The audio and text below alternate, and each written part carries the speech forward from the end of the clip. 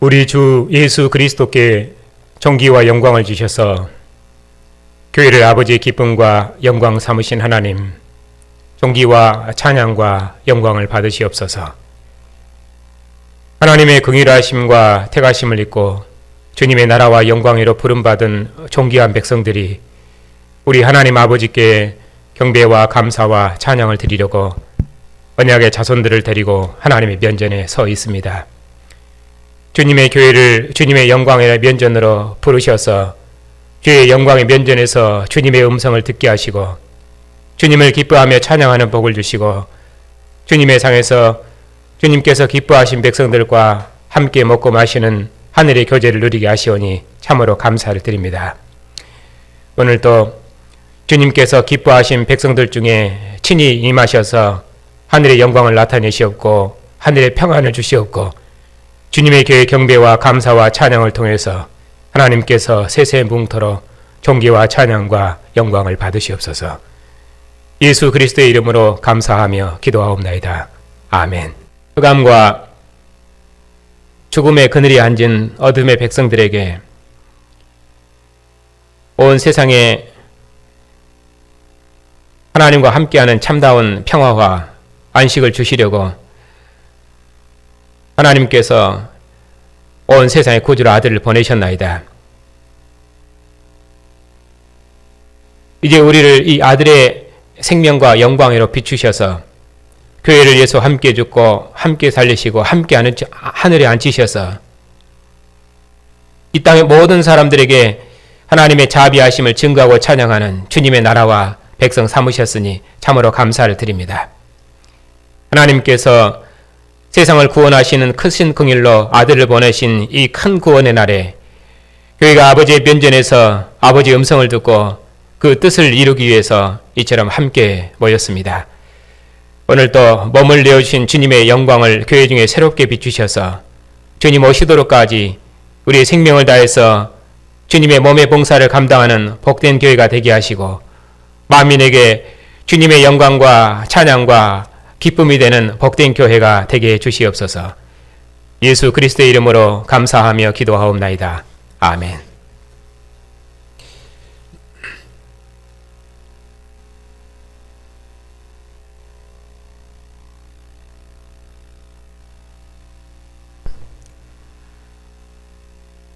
오늘은 설교하기에 앞서서 지금 우리가 이렇게 예배하고 있기 때문에 상황들을 조금 설명드리고 본문을 강론하도록 하겠습니다. 지금 우리가 이렇게 예배하고 있는 것은 코로나 때문에 교회 공동체가 다 함께 모여서 하나님을 예배할 수 없다고 그렇게 판단해서 당회가 예배를 잠시 동안 중단했습니다. 코로나 상황이 안정될 때까지는 교인들의 안전을 위해서 당분간은 이런 방식으로 예배할 것입니다. 길게는 가지 않을 것이고요. 일단은 2주 정도 그렇게 하고 다음 주까지는 이렇게 예배하고 상황을 봐서 또 조절하도록 하겠습니다. 그래도 교회 공동체가 이렇게 다 함께 모여서 예배하지는 못할지라도 교회는 교회됨의 본질을 드러내야 되기 때문에 교회는 작은 무리라도 예배하기를 원하시는 성도들이 계시면은 교회는 예배를 해야 합니다. 그리고 교회 직분자인 교회 직분자들은 교회 대표들이죠. 그래서 교회 직원들은 교회 대표이기 때문에 혹 교인들은 다 못 나올지라도 그래도 교회 직분자만큼은 교회 본 모습을 지키는데 함께 해주시면은 그러면은 교인들에게도 큰 힘이 되고 또 덕이 될 것입니다. 그래도 이제 각자 여러 상황들이 있고 또 지금은 이제 코로나 상황이기 때문에 그런 것은 여러분의 판단을 따라서 조절하셔도 좋습니다. 그리고 지금 교회에서 예배하는 모습을 여러분들이 집에서 보고 계실 것인데 우리 성도님들이 목사의 설교를 잘 활용하시면은 여러분의 가정을 가르치는데 분명 큰 유익이 될 것입니다. 그러나 여러분이 이 영상을 보면서 예배하는 것이 마치 정상적인 예배인 것처럼 그렇게 생각하시면 안 됩니다. 왜냐하면 지금 예배를 성취하는 것은 언약의 가정들이 이제 더 가정을 가르치고 해야 되기 때문에 목사의 설교를 참고하면은 그것이 더 유익할 수 있겠다 해서 그렇게 성취하는 것이니까 이것은 여러분들이 각 가정에서 가정 예배하라고 그렇게 성취하는 것은 아닙니다. 그것을 여러분들이 이해를 해 주시기 바랍니다. 그리고 지금은 이렇게 목사의 가르침을 교회가 받을 수 없는 상황이기 때문에 특별히 언약의 가장은 이럴 때가 언약의 가장으로서 자신의 권위와 책임을 감당할 수 있는 다할 수 있는 그런 기회라고 생각됩니다. 이럴 때일수록 언약의 가장은 목사를 대신해서 여러분의 가정을 진리의 말씀으로 가르치고 지도해서 가정을 언약의 교회로 세우는 교회 토대를 세우는 일에 여러분들이 책임을 다해 주시기 바랍니다. 그러면 여러분은 언약의 가정으로서 여러분의 자녀들이나 또 아내로부터 가장의 권위를 충분히 인정받을 것입니다. 혹 다른 능력은 부족할지라도 복음의 말씀으로 가정을 지도하고 다스리는 언약의 가장으로서 여러분의 사명을 감당해내시면은 그러면은 여러분은 한 아내의 남편으로서 또 그리고 자녀들의 아버지로서 존경을 받을 것입니다.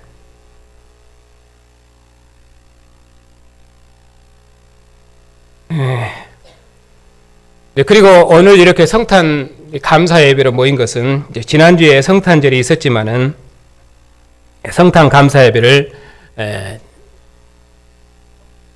물론 취소한 것은 아니고요. 실은 오늘로 미룬 것입니다. 성탄 감사 예배는 교회가 주님의 나심의 의미를 기억하고 또 교회가 전통적으로 하나님 앞에 감사하는 날로 기념했기 때문에 우리도 그 전통을 따라서 예배하는 것이지 사실은 주일처럼 교회가 규범적으로 꼭 지켜야 될 예배는 아니기 때문에 그렇게 조절했던 것입니다. 그래서 교회 공동체의 안전이 더 중요하다고 판단했기 때문에 성탄 감사 예배를 오늘로 이렇게 연기했던 것입니다. 그러나 주일은 성탄절처럼 해도 되고 안 해도 되는 그런 날은 아닙니다.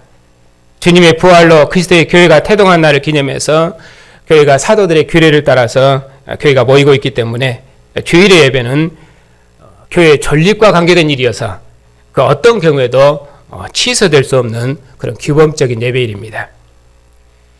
그래서 국가가 행정명령을 통해서 예배하지 말라고 해도 제가 그렇게 예배를 하려고 했던 것이고 또 세상 사람들이 다 이런 상황에서 예배하냐 하고 조롱해도 제가 그렇게 예배를 포기하지 않았던 것도 이제 그런 이유에서입니다.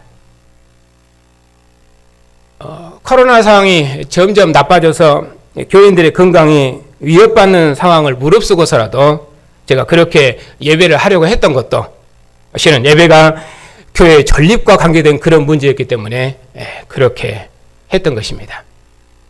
그런 것을 여러분들이 이해해 주시기 바랍니다.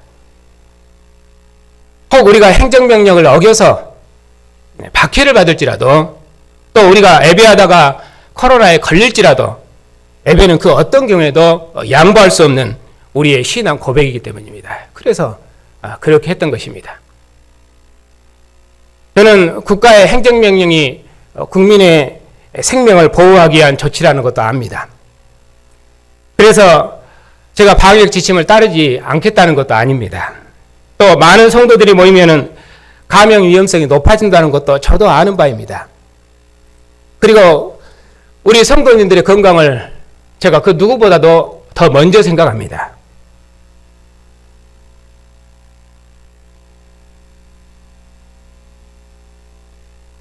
그래서 누구보다도 우리가 방역을 철저히 해서 우리 교인들이 평안한 중에 예배할 수 있도록 방역에 최선을 그동안 다했습니다.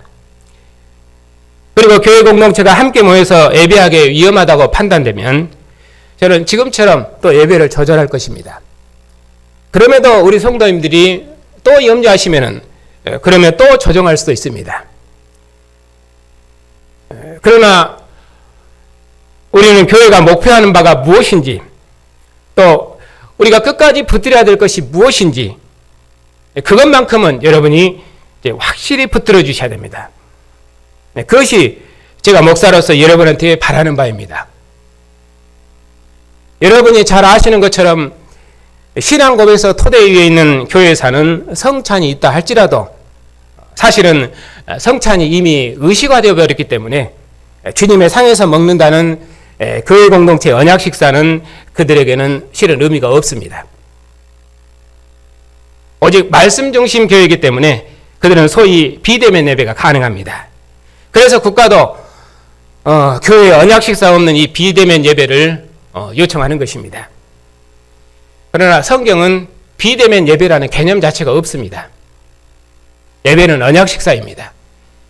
하나님께서 이스라엘 공동체를 여호와의 상으로 부르셔서 그 상에서 함께 먹고 마시는 언약 식사가 예배 본질이기 때문에 교회는 주님의 상에서 함께 먹고 하시는 이 언약 식사를 예배의 중심에 두고 있습니다.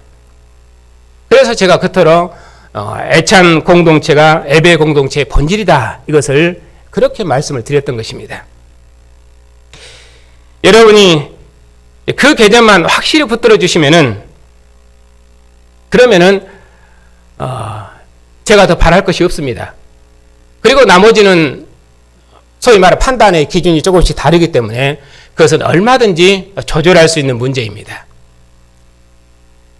어떻든 이 코로나 시대에 우리가 우리 교회의 정체성을 어떻게 드러낼 것인가 하는 것들을 우리가 한 번 더 생각해 보고, 또 이런 것을 기회로 해서 우리의 신앙을 다시 한번 점검해 보는 그런 기회들로 삼았으면 저는 좋겠습니다. 그리고 내년부터는 성도님들이 이런저런 질문도 있고, 또 청년의 방에 올라온 그 질문의 내용들을 보니까 코로나 상황과 관계되는 많은 질문들이 있었습니다. 그런 질문들에 대해서 제가 구체적으로 답을 하는 그런 시간들을 가질 것입니다. 그래서 내년 1월 달부터는 오후 성경 공부 시간에 그런 부분들을 공부하도록 그렇게 하겠습니다. 자, 오늘은 누가복음 2장에 있는 예수님의 탄생 기다를 중심으로 해서 하나님의 말씀을 전하겠습니다.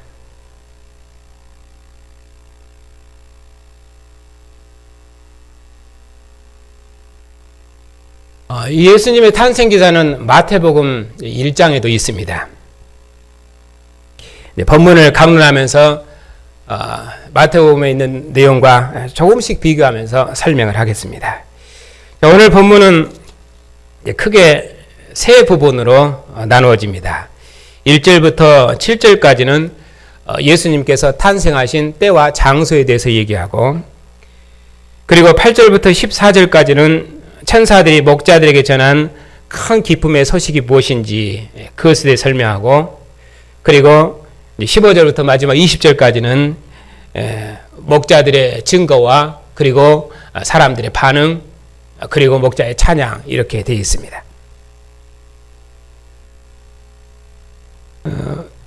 예수님께서 탄생하신 이 때에 대해서는 누가복음과 마태복음이 각각 다르게 설명을 합니다.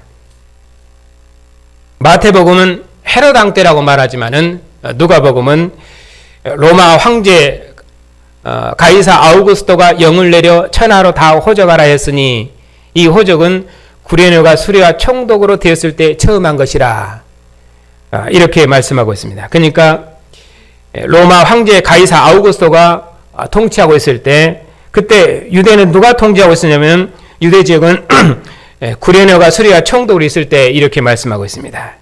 이는 그 다니엘의 예언의 때를 성취한 것입니다. 다니엘은 로마가 짐승의 정권의 머리인 바벨론을 상속하고 왕성하는 철의 나라가 될 것을 예언했습니다. 그 예언을 따라서 아우구스토는 황제 정치를 통해서 로마의 철권 통치를 이뤘습니다. 그는 천하를 정복하고 온 천하에 호르득하면서 그의 왕권을 강화했습니다.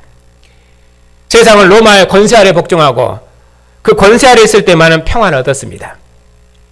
이 나라는 내가 세웠도다, 내 손에서 자기 백성을 건져낼 신이 어디 있느냐 했던 바벨론 임금처럼 로마 황제의 통치를 따라 살 민족은 세상에 없었습니다. 이처럼 아우구스도 때는 세상 나라가 가장 강력한 통치를 드러내는 악의 때였습니다. 바로 그때 예수님께서 출생하셨습니다.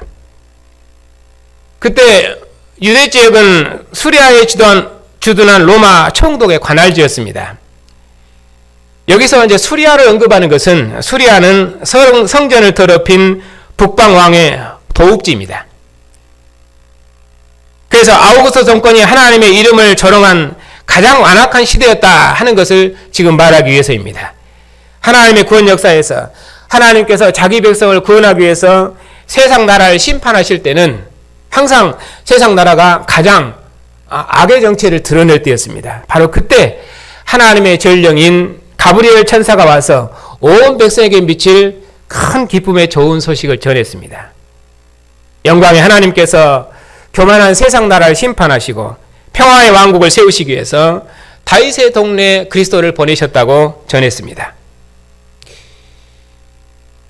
그리고 3절에 보니까 모든 사람이 호적하러 각각 고향으로 돌아가매 요셉도 다윗의 집 족속이므로 갈릴리 나사렛 동네에서 유대를 향하여 베들레헴은 다윗의 동네로 약혼한 처녀와 함께 호적하러 올라갔다. 거기서 아이를 낳았다 이렇게 말씀하고 있습니다. 그러니까 태어나신 장소를 여기서 베들레헴을 언급하는데 마태복음도 여전히 베들레헴을 언급합니다. 그런데 마태복음에서 말하는 베들레헴과 누가복음에서 말하는 베들레헴의 의미는 성격이 좀 다릅니다. 마태복음은 베들레헴을 다윗의 후손 왕의 출생지로 언급합니다. 이는 예수께서 선지자를 통해 약속하신 다윗의 후손 왕 그리스도이시다 하는 것을 증거하기 위해서입니다.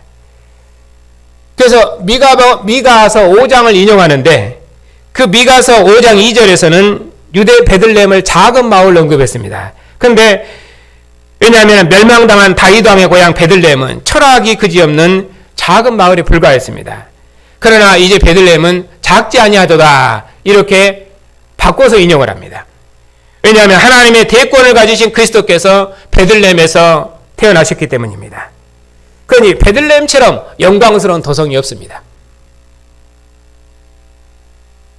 그런데 누가복음은 베들레헴을 그런 영광의 도시로 설명한 것이 아니라 그냥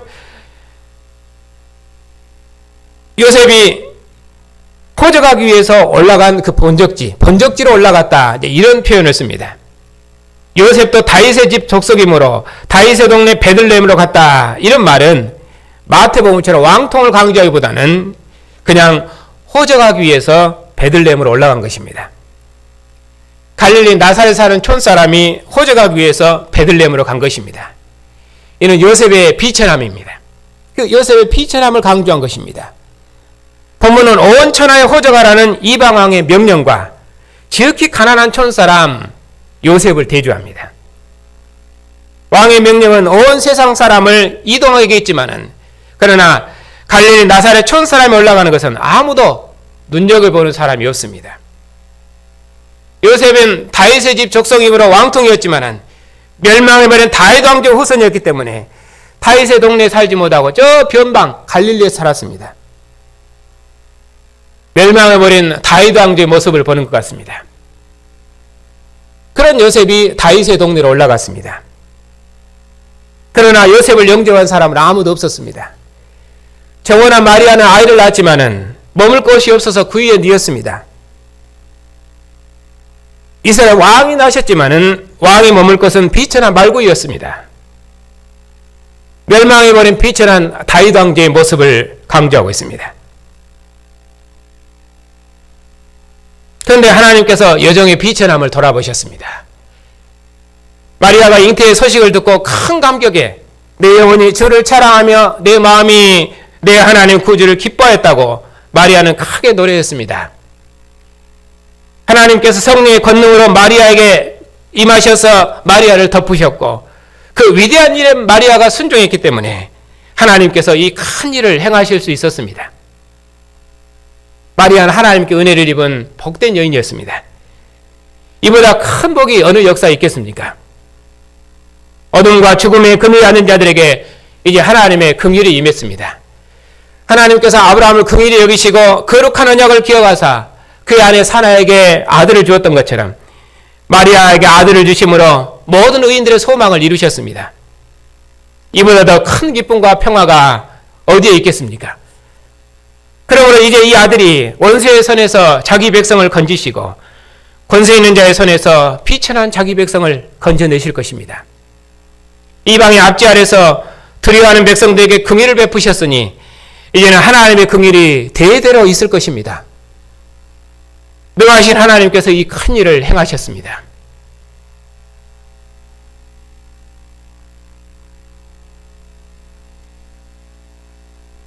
마리아가 예수님을 낳았던 바로 그 밤에 목자들이 밤에 밖에서 자기 양떼를 지키고 있었는데 주의 천사가 목자들에게 나타나서 큰 기쁨의 소식을 전했습니다. 마태복음은 별의 인도를 받은 동방 박사들이 귀한 예물을 가서 이스라엘 왕에게 경배했습니다. 왜냐하면 마태복음 왕의 복음이기 때문입니다. 그런데 누가복음은 비천한 목자들이 전했습니다. 천사가 와서 천사가 목자들에 찾아와서 온 백성에 비칠 구원의 큰 기쁨의 소식을 전했습니다. 이 천사가 전한 기쁨의 좋은 소식은 11절이죠. 오늘 다윗의 동네 너희를 위하여 구주가 나셨으니 곧 그리스도 주시니라. 바벨론에 포로되어 이방 땅에 흩어진 의인들을 이스라엘 이방의 압제로부터 해방해서 구원할 다윗의 후손왕이 오셨습니다. 그들은 이 후손왕이 오심을 간절히 소망했습니다. 하나님께서 이 왕께 조상 다윗의 위를 주셔서 영원토록 야곱집을 다스리게 할 것이니 이제 그 나라는 영원 무궁할 것입니다. 이제 성전에서 기도하는 모든 의인들의 소망이 이루어진 것입니다. 이스라엘 이방의 압제로부터 구원할 이스라엘의 구주 곧 그리스도 기름 부음 다윗의 후손왕 그 왕이 오셨기 때문입니다. 이것이 천사가 전한 기쁨의 좋은 소식입니다.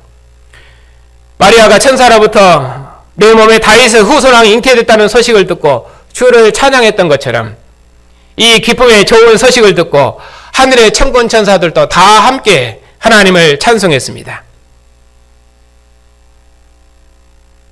누가복음 1장은 아예 이렇게 하나님을 찬양하는 찬양으로 가득 차 있습니다. 천사가 수태 소식을 알리면 엘리사벳이 찬양하고 마리아도 찬양하고 스가랴도 찬양하고 사가랴도 찬양하고 그리고 수많은 천군 천사들도 찬양하고 목자들도 찬양했습니다. 누가복음 제일 끝에 있는 제자들도 큰 기쁨으로 예루살렘 성전에서 늘 하나님을 경배하고 찬양하는 증인들이었습니다. 그처럼 천사들이 목자들에게 구원의 소식을 전할 때 수많은 천군 천사가 함께 찬송했는데 14절에 지극히 높은 곳에서는 하나님께 영광이요 땅에서는 하나님이 기뻐하시는 사람들 중에 평화로다. 천사가 목자들에게 전한 기쁨의 좋은 소식이 지극히 높은 곳은 하나님께 영광이요 땅에서는 하나님께서 기뻐하신 사람들 중에 평화로다. 이렇게 찬양한 것처럼 다윗의 후손왕이 오셨다는 소식은 하나님께는 영광이요 또 사람들에게는 평화의 소식이었습니다. 하나님께서 이방의 압제로부터 자기 백성을 구원하셔서 하나님과 함께하는 참다운 평강을 주실 것입니다. 그리고 하나님께서는 그의 백성들로부터 영광을 받으실 것입니다. 하나님께서 다윗을 통해서 이스라엘 백성들에게 가나안 땅에 평화를 주심으로 영광을 받으셨던 것처럼 이제 다윗의 후손왕을 보내셔서 이방의 압제로부터 자기 백성을 구원하시고 영원토록 통치하는 하늘의 평화를 주실 것입니다. 어둠과 죽음의 그늘에 앉은 자기 백성을 해방하셔서 모든 억눌림과 그리고 두려움으로부터 자유하는 평화를 누리게 하실 것입니다. 이것이 천사들이 전한 기쁨의 소식이었습니다. 그러면 천사들이 전한 소식이 사실이라는 표적이 무엇입니까? 목자들이 베들레헴으로 가서 강보에 쌓여 누워있는 아기를 보리라. 이것이 너희에게 표적이 되리라. 그렇게 말씀하셨습니다. 천사들이 이 기쁨의 좋은 소식을 전하고 하늘로 올라갔고 목자들은 천사들이 전해준 대로 이 이루어진 걸 보기 위해서 빨리 달려갔습니다. 목자들이 가서 마리아와 요셉과 구유에 누인 아기를 보고 천사가 자기들에게 이 아기에 대해서 말한 것을 다 전했습니다. 그러자 듣는 모든 사람들이 목자들이 말한 것을 보고 깜짝 놀랐습니다. 여기서 놀랍게 여겼다 그런 말은 그냥 그들이 알지 못해서 놀랍게 여겼다 아니면 깜짝 놀랐다 그런 말보다는 하나님께서 행하신 일을 보고 그들이 기뻐하고 경외했다 그런 의미로 놀랐다 그런 말씀이 되겠지요. 그리고 마리아도 이 말을 마음에 새겼습니다. 마리아는 이전에도 그래서 천사가 잉태 소식을 알릴 때도 마리아는 말하기를 주의 여정이오니 말씀대로 이루어지이다 하고 순종했습니다. 또 예수께서 12살 때 내가 아버지의 집에 있어야 될 줄 알지 못하셨습니까? 하고 말씀하실 때도 마리아는 주님께서 하신 말씀을 그 마음에 두었다고 말했습니다. 목자들은 천사들이 자기들에게 이르던 대로 모든 것이 이루어진 걸 보고 하나님께 영광을 돌리며 찬송하며 돌아갔습니다. 왜냐하면 목자들이 듣고 확실히 보았기 때문입니다.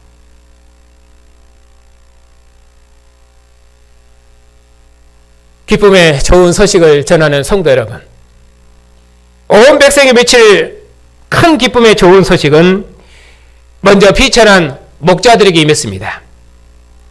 그들은 아무런 증거 능력이 없는 비천한 자들이었습니다. 그래도 목자들은 듣고 본 바를 그대로 전했습니다. 왜냐하면 그들이 듣고 확실히 보았기 때문입니다. 작고 비천하고 낮은 자리에 있는 자들이 전한 소식은 온 세상을 구원해냈습니다. 그들이 전한 소식은 하나님께 영광이요 땅에서는 사람들에게 평화로다. 그래서 사람들에게는 참다운 평화를 주는 소식이었습니다. 이 평화는 능하신 이가 이루신 평화인데 권세 있는 자를 내리치시고 비천한 자를 높이셨습니다. 부자를 빈손으로 보내시고 줄이는 자를 좋은 곳으로 배불리셨습니다. 원수의 손에서 건지셔서 다시는 너희 하나님이 어디 있느냐 조롱하지 못하도록 그들에게 참다운 평화를 주셨습니다. 하나님께서 자기 백성에게 긍휼을 베푸셨으니 이제 다시는 그들이 이방의 압제 아래 거하지 않을 것입니다. 하나님께서 우리 중에 함께 하시니 다시는 원수의 손에 떠는 두려움이 없을 것입니다. 왜냐하면 그들은 이제 포로에서 해방되고 모든 억눌림으로부터 해방하시는 평화의 왕이 오셨기 때문입니다. 이제는 평안한 중에 하나님을 예배하며 찬송하는 의로운 왕이 오셨고 하나님의 아들이 통치하는 영원한 통치가 이루어졌으니 그들에게는 이제 다시는 두려움이 없을 것입니다. 왕께서 통치하시는 나라의 백성들은 이제 그 무엇도 두려워하지 않을 것입니다. 왕이 나셨다는 이 소식이 온 세상에 미칠 큰 기쁨의 좋은 소식입니다. 사람의 손으로 하지 아니한 작은 돌이 큰 우상의 신상을 무너뜨린 것처럼 하나님의 나라는 지극히 비천하게 시작되었으나 온 세상을 정복하고 만국 중에서 자기 백성을 불러 모으고 계십니다. 다 죽은 아브라함의 집에 찾아왔던 여호와의 사자가 그 집에 기쁨을 주었던 것처럼 상속사도 없고 나이도 많아서 잉태치 못한 제사장 가문에 주의 사자가 나타나 기쁨의 소식을 주었던 것처럼 하나님께서 마리아의 몸에 구원자를 잉태케 하셔서 큰 기쁨의 소식을 주셨습니다. 그리고 멸망해버린 다윗 가문에 갈릴리 나사렛 동생 비천한 가문에 하나님의 아들이 잉태했다는 구원의 큰 기쁜 소식을 주셨습니다. 하나님께서 어둠과 죽음의 그늘에 앉은 자들에게 구원의 빛을 주셨습니다. 역사의 마지막에 의인들의 간절한 소망을 따라서 하나님께서 이스라엘에게 긍휼을 베푸셨습니다. 하나님의 아들이 통치하시는 영원한 평강의 나라를 가져오셨습니다. 영원한 통치와 영원한 평강을 주신 하나님을 세세토록 노래하고 찬양하는 백성 삼으셨습니다. 진실로 이 평강의 나라를 가져오신 주님은 세세토록 존귀와 찬양과 영광을 받으실 만왕의 왕이십니다.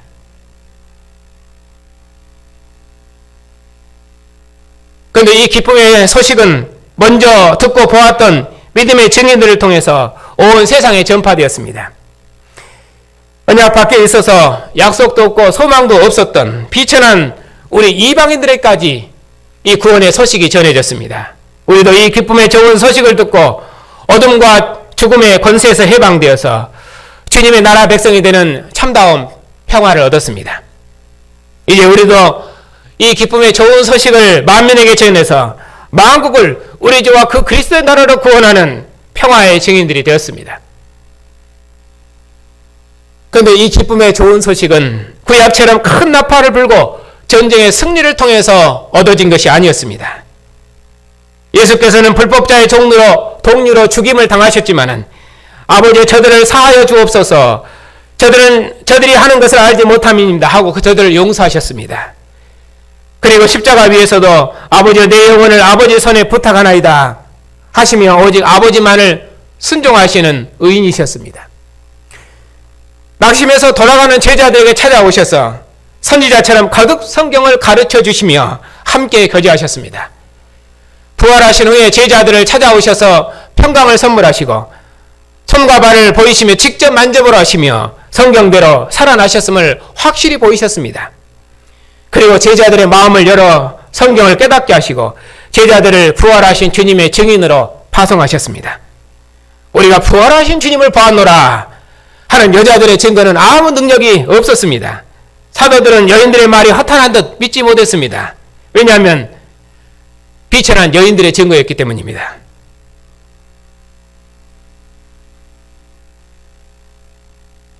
이처럼 아무런 이름 없고 적은 무리가 우리가 주를 보았다 하고 담대히 증언했습니다. 바리새인과 서기관들처럼 권위 있는 증인들의 증언이 아니었습니다. 제자들은 오히려 매만 맞고 고난당한 사람들이었습니다. 다시는 예수 이름을 가르치지 말라고 매 맞고 다니고 공회에서 쫓겨난 무리들이었습니다. 그들의 증거는 아무런 권위가 없습니다. 하지만 고난과 멸시를 받은 비천한 자들의 증언이 온 세상을 그리스도의 복음으로 정복했습니다. 세상에 자랑하는 칼의 힘이 아니라, 힘있고 권세 있는 자의 능력이 아니라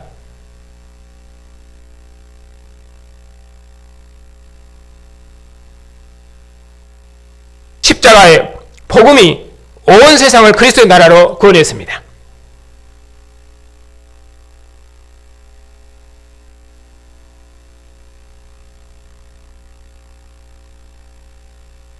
하나님께서 우리처럼 작은 자들을 부르셔서 주님의 영광의 증인 삼으셨습니다. 하나님께서 주신 생명의 선물을 오히려 죽은 조상 앞에 드리고 그 상에 참여했던 비천한 우리를 의의 나라로 부르셔서 부활하신 주님의 증인 삼으셨습니다. 우리처럼 아무런 소망 없는 자들을 부르셔서 피로 값주고 사신 존귀한 교회를 섬기며 봉사할 수 있도록 주님의 충성스러운 증인 삼으셨습니다. 크고 위대한 교단이 아니라 우리처럼 작은 자들에게 이처럼 크고 영광스러운 구원의 복음을 맡기셨습니다. 장자를 택하지 않으시고 차자를 택하신 것처럼 유대인이 아니라 이방인을 택하셔서 천하 만민을 구원하시는 하나님의 마지막 경영을 맡기셨던 것처럼 우리처럼 미약하고 작은 교단에 이처럼 밝은 빛으로 주님의 교회를 봉사할 수 있도록 크신 은혜를 베푸셨습니다. 그러니 우리가 얼마나 더 감사하고 기뻐해야 될지, 우리가 더 얼마나 큰 봉사로 우리의 생명을 다해야 될지 그 은혜를 다 말로 표현할 수 없습니다. 주님의 상에서 주님의 음성을 듣는 성도 여러분,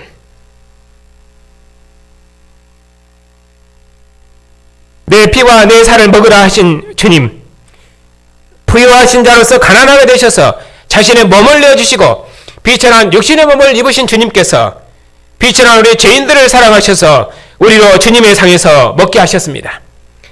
의인의 몸으로 휘장 안으로 먼저 들어가셔서 우리를 하늘 성소로 인도하셨습니다. 우리로 주님의 상에서 한 생명으로 한 몸을 이루게 하시고 한 생명의 공동체를 이루어서 몸을 주신 주님의 사랑을 온전히 이루고 또 주님의 상에서 우리가 한 생명을 이루도록 복 주셨습니다. 그러니 우리가 주님의 상에서 한 몸의 형제임을 기억하십시다. 한 뜻을 이룬 주님의 몸의 지체, 한 몸의 공동체임을 기억하십시다. 주님의 상에서 우리의 모든 것으로 형제의 생명을 부양하고 주님께서 몸을 내신 사랑으로 가난한 형제의 생명을 책임질 때 하나님의 이름을 세상에서 영광을 받으실 것입니다. 내가 너희를 사랑같이 너희도 서로 사랑해라. 너희가 서로 사랑하는 모든 사람들이 너희가 내 제자인 줄 알 것이 아니냐. 이처럼 주님께서 말씀하셨습니다. 그 주님께서 오늘도 우리를 주님의 상으로 부르셨습니다. 이 생명의 상에서 우리 모두 머물러 주신 주님의 사랑을 기억하고 우리를 보는 모든 사람들이 하나님의 영광을 볼 수 있도록 우리의 헌신을 더욱 새롭게 하십시다. 천하 만민이 영원한 평안을 얻도록까지 하나님께서 우리의 헌신과 봉사를 통해서 만민을 평화의 왕국으로 불러 모으실 것입니다. 예루살렘에서 시작된 복음이 모든 족속에 전파되기까지 이 모든 일의 증인으로 우리가 다시 한번 힘을 내서 이 평화의 복음을 힘있게 전파하십시다. 우리의 증언을 통해서 그리스도의 평화가 온 땅에 울려 퍼질 것입니다. 그리고 이 땅에 있는 모든 사람들이 이 평화의 왕국에서 영원토록 하나님의 구원을 찬양하며 하나님께 영광 돌리는 기쁨의 날이 임할 것입니다. 이 기쁨의 소식을 전하는 우리는 이제 작지 아니하며 비천하지 아니합니다. 주님께서 자신의 몸을 주셔서 우리를 죽은 우상의 권세에서 구원하셔서 이제는 주님의 통치를 받는 평화의 왕국, 이 나라를 우리에게 영원한 유업으로 주셨습니다. 그리고 이 나라를 함께 섬기며 봉사할 수 있도록 만국 중에 이 평화의 왕국의 복음을 세상에 전파해서 모든 백성들이 이 평화의 왕국에서 이 평화의 상에서 하늘의 평강을 누릴 수 있도록 평화의 증인으로 우리를 세상에 보내셨습니다. 그리고 자신의 피를 다 부어주셔서 우리로 사망의 두려움을 이기는 하늘의 평강을 주셨습니다. 그러므로 주님의 피와 살로 진설한 이 언약의 상은 세상에 그 무엇도 빼앗을 수 없는 영원한 평강의 상입니다. 죽음도 이길 수 없고 세상에 그 어떤 대적도 빼앗지 못하는 영원한 평강의 상입니다. 죽은 자 가운데서 부활하신 주님께서 자신의 몸을 내어주시고 자기 생명을 내어주신 주님께서 우리에게 주신 평강의 상이기 때문입니다. 이제 우리는 이 평화의 증인으로 오늘 또 주님의 상에 앉았습니다. 이 생명의 상에서 우리를 평화의 증인으로 구원하신 주님을 기억하십시다. 이제 우리는 온 세상 사람을 주님의 나라 백성으로 구원하는 크고 영광스러운 주의 백성들이며 평화의 증인들입니다. 하나님께서 우리의 증언을 통해서 천하 만민을 구원하시는 하나님의 마지막 경영을 반드시 이루실 것입니다. 그리고 우리를 통해서 세세무궁토록 영광을 받으실 것입니다. 올 한 해도 하나님께서 우리를 여기까지 인도하셨습니다. 하나님의 인도하심을 생각하면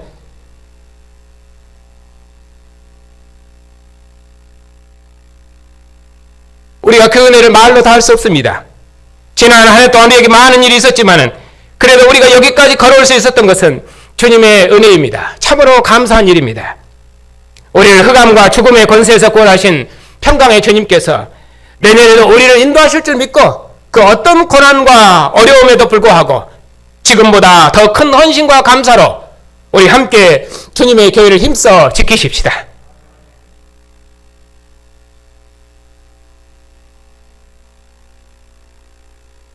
우리가 이전에는 공중의 권세 잡은 자를 따라 살고 이 세상 풍속을 따라 살며 우리 마음이 원하는 바를 따라서 하나님 앞에 진노의 백성이었습니다. 그런 일을 하나님이 기뻐하셔서 금일에 풍성하신 하나님께서 예수와 함께 죽고 예수와 함께 살게 하시고 함께 하늘에 앉히셔서 하나님의 이 평화의 복음을 만민에게 증거하는 영광의 증인 삼으셨으니 감사를 드립니다. 몸을 내어준 주님께서 주님 오시도록까지 주님의 몸이여 영광인 교회를 기르실 줄 믿고 참으로 감사를 드립니다. 세상이 먹고 마심으로 자랑하고 큰 자가 작은 자를 지배하고 작은 자는 큰 자를 대항해서 참으로 세상은 평화가 없지만은 몸을 내어주신 확실한 사랑 가운데서 먹고 마심을 두려워하지 말게 하옵시고 하나님께서 우리에게 주신 이 생명의 선물로 교회를 기를 뿐 아니라 세상을 봉사하는 믿음의 삶을 살 수 있도록 주의 백성을 지키시고 영광을 받으시옵소서.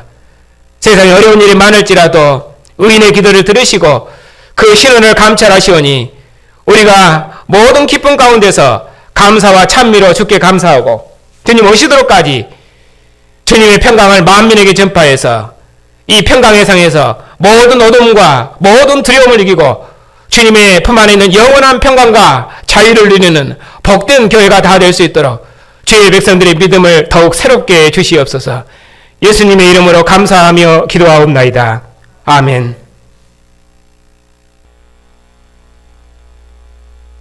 은혜와 긍휼과 사랑이 풍성하신 하나님 아버지,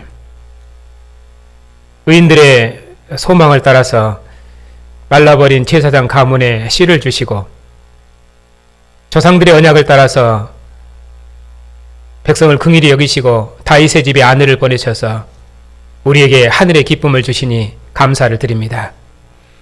이 기쁜 소식을 이제는 천사의 입이 아니라 우리의 입술의 증거를 통해서 온 세상에 증거할 수 있도록 우리를 영광의 증인, 평강의 증인 삼으시고 이제는 천사의 찬양이 아니라 교회의 찬양을 통해서 하나님께서 영광을 받으시고 온 세상에 하나님과 함께하는 하늘의 평안을 누리게 하시니 감사를 드립니다. 이 기쁨 가운데서 오늘 또 주님의 교회가 세상으로 가오니 교회가 전하는 구원의 기쁜 소식을 듣고 온 세상도 함께 하나님을 찬양하는 영광의 나라를 보게 해 주시옵소서. 우리에게 주신 언약의 자손들을 주님께서 기억하시고 인도해 주시옵소서. 어려서부터 언약의 부모와 함께 주님의 상에 앉아서 하나님을 예배하는 백성으로 축복하셨사오니 이 생명과 기쁨을 세상의 그 무엇으로도 바꾸지 않고 오직 주님만을 기뻐하고 사랑하는 귀한 자녀들이 다 되게 해 주시옵고 언약의 부모를 따라 주님의 길을 신실히 걸어가는 복된 자녀들이 다 되게 해 주시옵소서. 위로와 긍휼과 자비를 베푸시기를 기뻐하시는 주님, 고난 중에 있는 주의 자녀들을 주님께서 위로해 주시옵소서. 우리의 고난을 직접 몸으로 체휼하신 주님께서 우리의 모든 약함을 아시오니 몸이 연약한 성도들을 긍휼히 여기셔서 평안한 중에 하늘 성수의 길을 걷게 해 주시옵소서. 우리 몸의 모든 약함 중에도 죽음을 이기신 생명의 영이 우리 안에 계시오니 이 생명의 주님을 얼굴로 배울 때 아버지 품 안에는 생명으로 영원히 기뻐할 줄 믿고 감사를 드립니다. 이 소망 가운데 모든 고난을 이겨내는 승리의 증인들이 다 되게 해 주시옵소서. 영원한 진리이신 주님, 저희 교단을 기억하여 주시옵소서. 우리처럼 작은 교단에 이처럼 크고 영광스러운 복음을 주시고 교회와 세상을 봉사할 수 있도록 진리를 밝게 허락하셨사오니 참으로 감사를 드립니다. 우리에게 주신 이 진리를 날마다 밝히 비추시옵고 특별히 이 일에 생을 다해 주와 함께 할 봉사할, 주와 함께 생명의 교회, 영광의 교회를 봉사할, 주님의 교회를 봉사할 자원하는 종들을 일으키셔서 이 복음으로 진리의 왕국을 봉사하는 복된 교단이 되게 해 주시옵소서. 주님의 평안이 주의 백성들의 가정과 모든 삶을 인도해 주시옵고 이 평안과 기쁨 가운데 모든 두려움을 이기고 영생의 길을 힘있게 걸어가는 능력 있는 주의 증인들이 다 되게 해 주시옵소서. 예수님의 이름으로 감사하며 기도하옵나이다. 아멘. 기쁨의 좋은 소식을 전하는 주의 백성들 위해 이제와 영원토록 함께 하시기를 축원하옵나이다. 아멘.